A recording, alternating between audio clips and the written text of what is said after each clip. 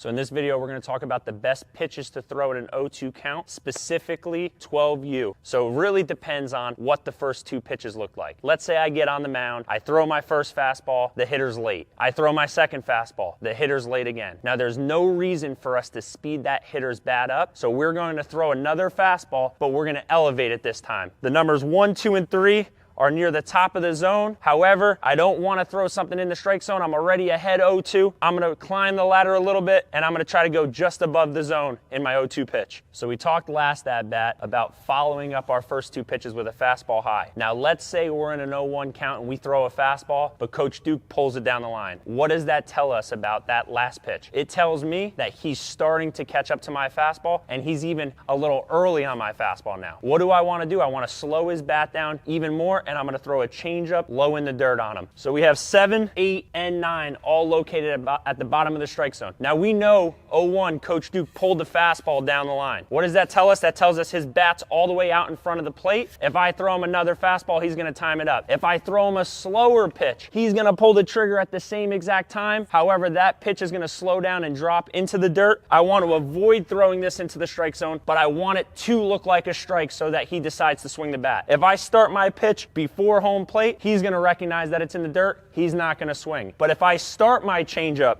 at 7, 8, or 9, it's going to look like it's in the strike zone. He starts his swing, and the ball drops off at the last second. All right, guys, last time we talked about an 0-2 count. Coach Duke was ahead in the count 0-1. He hit a line drive down the left field line. We threw a changeup. We struck him out. Now let's say that he times that changeup up. What do? We've thrown a fastball. We've thrown a changeup. He's proven to us that on both of those pitches, he can make something happen. We're going to go back to the fastball, but now we're going to talk more about location on this pitch. The previous pitch, we talked about 7, 8, and 9 and throwing a changeup. Now, a changeup movement is not only going to be down, but it's also going to be in on the hands of a righty if you're a lefty, or vice versa if you're a lefty. So now I'm going to go ahead and I'm going to throw a fastball, but I'm going to focus more on 1, 4, and 7. If he's out in front, that means that he's early on it. If he's early on the pitch, I don't want to feed him a pitch that's inside, because that's where he's going to end up pulling the pitch down the line. I want to focus more on the outer half. If the count is still 0-2, I actually want to work off of the plate a little bit here. He showed me that in the last 3 pitches he was aggressive. He swung the bat all 3 pitches. Now we're going to throw him something that's off the plate, and hopefully if he hooks another one, we can keep it in fair territory and get an easy ground ball out. All right, guys, now we're in a situation where it's an 0-1 count, and I throw a 4-seam fastball on the outer half of the plate. Coach Duke hits a rocket down the right field line, but it's foul. What does that tell us about the hitter? That tells us that Coach Duke is still late on our fastball, but his timing is getting better, and I don't want to throw him another 4-seam fastball, and I definitely don't want to throw him a 4-seam fastball on the outer half of the plate. I'm going to go to my 2-seam fastball now. The main focus in the strike zone is going to be numbers 3,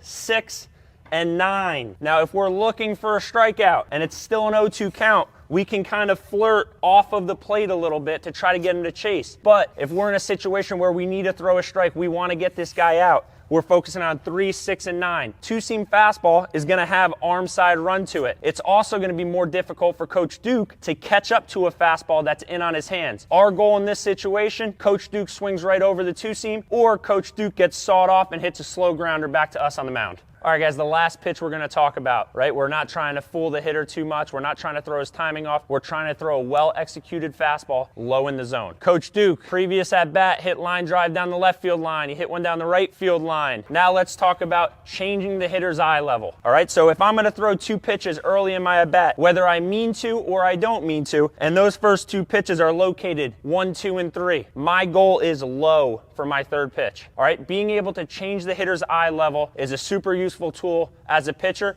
whether you're trying to get a strikeout or weak contact somewhere in the infield. My new goal is going to be 7, 8, or 9. If you find yourself in an 0-2 count, you can throw a 4-seam, you can throw a 2-seam, you can throw a changeup in either 7, 8, or 9. At the lower levels, 12U and below, if you have a good fastball, let's focus on trying to keep our fastball down there. Usually our fastball is our best located pitch because we throw it the most. If you have a player that has a really good changeup or a good 2-seam, you can go with that pitch as well.